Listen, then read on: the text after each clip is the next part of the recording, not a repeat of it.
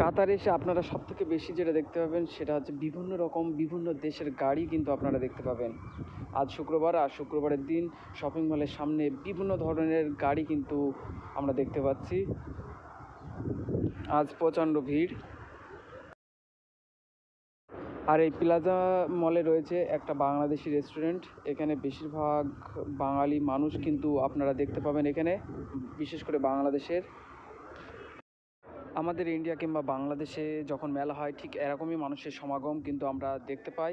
কিন্তু এখানে কাতারে বিশেষ করে শুক্রবারের দিন বিভিন্ন শপিং মলের সামনে এরকমই ভিড় প্রচুর দেখা যায়।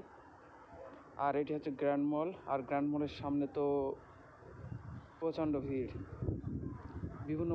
বিভিন্ন দেশের মানুষের সমাগম কিন্তু এখানে হয় এই শপিং মলের সামনে। এই সামনে এটা গ্র্যান্ড মল, আর গ্র্যান্ড মলের সামনেও দেখছি প্রচণ্ড ভিড়। আর